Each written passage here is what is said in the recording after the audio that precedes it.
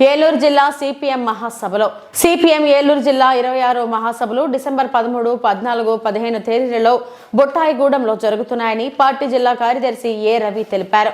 ఈ రోజు ఏలూరులోని భారత కమ్యూనిస్ట్ పార్టీ కార్యాలయంలో విలేకరుల సమావేశం జరిగింది.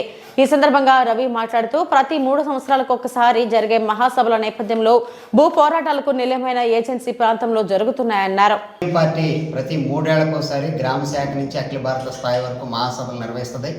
ఆ కాలంలో 3 ఏళ్ల కాలంలో నిర్వహించినటువంటి ప్రజా ఉద్యమాలు, అలాగే భవిష్యత్తులో నిర్వహించాల్సినటువంటి ఉద్యమాలు, దాన్ని నడపాల్సినటువంటి నాయకత్వాన్ని ఎన్నుకోవటం వంటి తదితర ఎజెండాలతో ఆ మహాసభలు జరుగుతాయి. అదే పద్ధతిలో ఇప్పటికే గ్రామ శాఖలు, మండల, పట్టణ మహాసభలు ఇంచుమించు పూర్తి చేసుకున్నాం.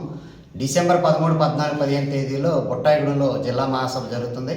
ఈ మహాసభలో ప్రధానంగా మన ఏలూరు జిల్లా సమగ్రాభివృద్ధికి పాలక వర్గాలు, ప్రభుత్వాలు ఏ చర్యలు తీసుకోవాలి, ఎలాంటి కార్యక్రమాలు చేపట్టాలి అనే విషయాల్ని చర్చించబోతున్నాం. వాటి అమలు కోసం ప్రజల నుంచి ఒత్తిడి తీసుకొచ్చే దానికోసం ఎటువంటి ఉద్యమాలు నిర్వహించాలనేది కూడా అందులో నిర్ణయించబోతున్నాం. ప్రధానంగా మన ఏలూరు జిల్లాలో ప్రపంచ ప్రఖ్యాతి చెందినటువంటి కొల్లేరు సరస్సు ఉంది. అలాగే అందమైన పాపికొండలు ఉన్నాయి. అక్కడ అపారమైనటువంటి అటవీ సంపద ఉంది. ఆదివాసీ ప్రాంతం అదంతా కూడాను. అలాగే ప్రపంచ ప్రసిద్ధి చెందిన నూజివీడు రసాల ప్రాంతం కూడా ఉంది. మధ్యలో ఉన్నటువంటి ఈ మెట్ట ప్రాంతం బహుళ పంటలు పండేటువంటి ఈ భారతదేశంలోనే గొప్ప తలసరి ఉత్పత్తులు కానీ వివిధ రకాల పంటలు కానీ పండించే ప్రాంతం ఉంది.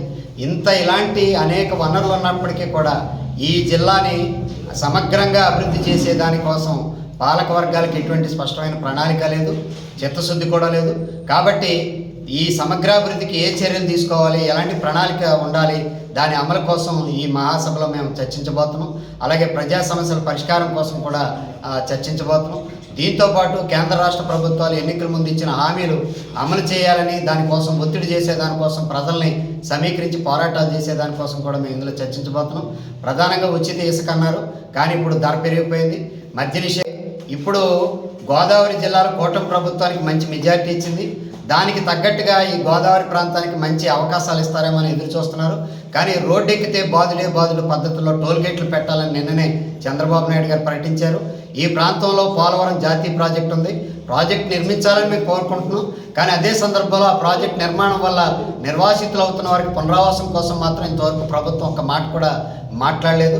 ఆ పునరావాసం కోసం కూడా చర్యలు తీసుకోవాలనేది. అలాగే మహిళల మీద దాడులు విపరీతంగా పెరుగుతున్నాయి. మన జిల్లాలో ఈ కాలంలోనే 5-6 ఏలూరు జిల్లా కేంద్రం చుట్టుపక్కల జరిగినాయి. నిన్ననే విశాఖలో జరిగింది. వీటిని అరికట్టాలని, ఈ అంశాల మీద రాబోయే కాలంలో ప్రజలను సమీకరించి ఉద్యమాలు నిర్మించే దానికోసం ఈ మహాసభల వేదికగా చేయబోతున్నాం. ఈ మహాసభలకి ముఖ్య అతిథులుగా పార్టీ రాష్ట్ర కార్యదర్శి శ్రీనివాసరావు గారు, అలాగే రాష్ట్ర నాయకులు ఉమా మహేశ్వరరావు గారు, సీతారాం గారు హాజరవుతున్నారు. 28 మండలాల నుంచి ఎన్నికైనటువంటి ప్రతినిధులు 250 మందితోటి మహాసభలు జరుపుతున్నాం. దీనికి ముందు 13వ తేదీన వేలాది మందితో మహా ప్రదర్శన బహిరంగ సభ జరుగుతుంది. 14, 15 తేదీల్లో ఈ ప్రతినిధుల సభ జరుగుతుంది. వీటి మొత్తం నిర్వహణకి, రాబోయే కాలంలో నిర్వహించే ప్రజా పోరాటాలకి జిల్లా ప్రజానీకం సంపూర్ణ సహాయ సహకారాలు అందజేయాలని చెప్పేసి మీ ద్వారా అందరినీ కోరుకుంటున్నాను.